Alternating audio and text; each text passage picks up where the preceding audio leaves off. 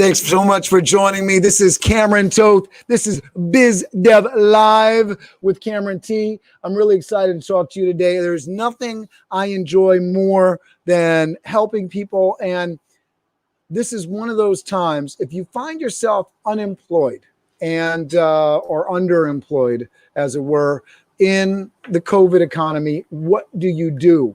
How do you prepare yourself for employment? How do you go after getting employed, getting that job? I just finished speaking with somebody that is looking for work, and this conversation really excites me because I feel like I can help. And I, so understand the challenge with not having that income coming in and you got bills to pay. How do we make it happen? Now, the first thing that I want to make sure people understand, if you're doing any kind of professional role, LinkedIn is a great resource. On LinkedIn right now, and it's been trending for the last 4 months, 5 months. Who's hiring now? Great resource to go on there. Lots of companies, Instacart, Instawork, McDonald's, Home Depot. Now, wherever you're at, maybe you don't want to go work with McDonald's. I can understand that. I would look into it, see if they're hiring at the brick and mortar, if you're looking into that, but they may also be hiring at corporate. Not every company is suffering from a sales slump in COVID. There are certain COVID friendly businesses like Amazon, for example, that is killing it in the COVID economy. So you can take advantage of those companies and see what they have to offer. There's lots of remote positions. Look at who's hiring right now. Take advantage of Fiverr.com, Fiverr.com. They are a place where not only you can go and hire people to do graphic design and music for your videos and virtual assistant type of work, but they're a place where you can go and market your services. So let's say you're a musician, or you're a graphic designer, or you're somebody that could be a virtual assistant, or you're somebody that offers, I don't know, just about everything that you can think of is there. Sales work, whatever you want. There's something that's there. You can look at how somebody else is marketing their services. You can become a vendor, and then people can find you on that service, and you can build your skill and your customer profile. These are people that you can bring in because they'll work with you and then can review your work and better your brand. As you're going through and you're in that position now where you're looking for that next employer, you want to be building your personal brand. Not 100% of people are comfortable with social media, but I got to assume the folks that are watching me right now have some comfort level with it, hopefully. So what does your LinkedIn look like? How many people are you connected with? If you're only connected with a very small amount of people, which for LinkedIn, I would say if you're connected to 25 people, 100 people on LinkedIn, and you're sending something to me, I'm almost second guessing whether this is a real account, because most people that I'm connected with on LinkedIn are connected to quite a few people, especially if you have any depth in your career. But even young people, if you've been through high school, college, you're connecting with people, creating those mentor situations. So listen, this is what we're going to do. Go through your resume, go through your LinkedIn profile, make sure it's up to date. Make sure each bullet point is actually telling me, if I'm an employer, what you did specifically for that company. Did you raise X amount of dollars? Say it. Don't be vague about it. Be very specific about what you did so that me as the employer, I know exactly what you're doing. This benefits both you and the employer, because that way, when I come and talk to you about the position, I know kind of what range you're in. The example I was using this morning was talking about, if I am looking for a salesperson that is selling $1 million of furniture, for example, a year.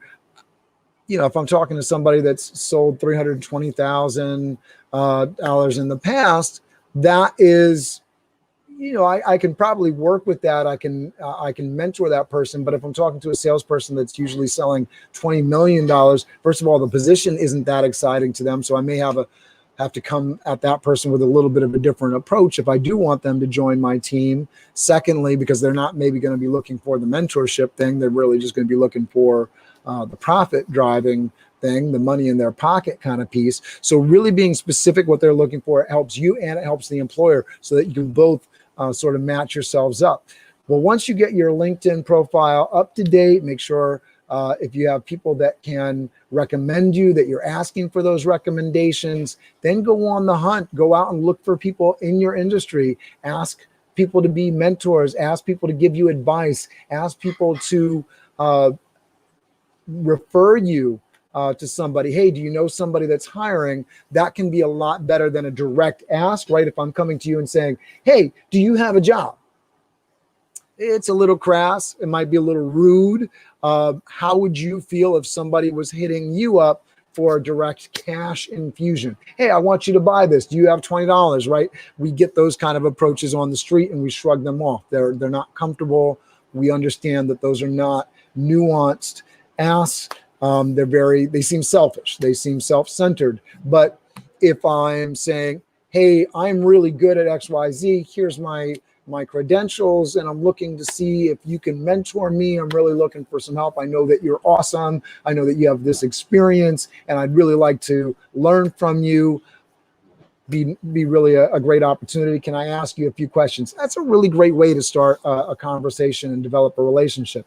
Hey, I know that you know these 5 people. I'm really looking to connect with them.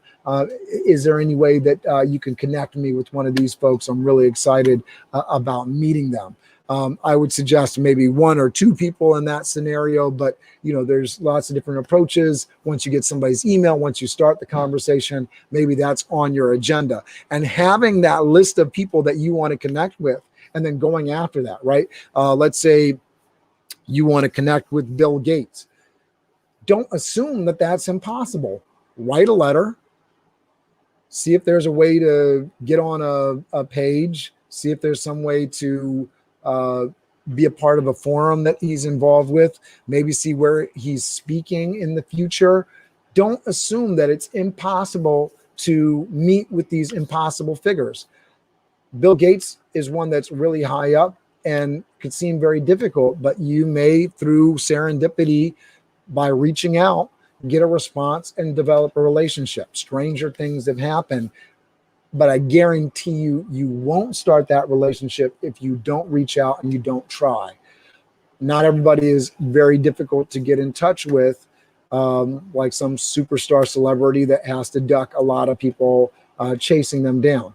Speaking of superstars, they probably have Instagram, TikTok. Some of these folks, they operate their own thing. So commenting or asking questions on their social media profiles might be a good lead in to an actual conversation. Check things out. Context is king. If there's something that you can add of value to a conversation, you may be very surprised at what kind of answer and engagement that you get. Those are great ways to engage with people and get experience in those places. LinkedIn is a great way to directly engage with people. So I really talk about it in this looking for employment kind of piece because all the resources are there. That is what that platform is for.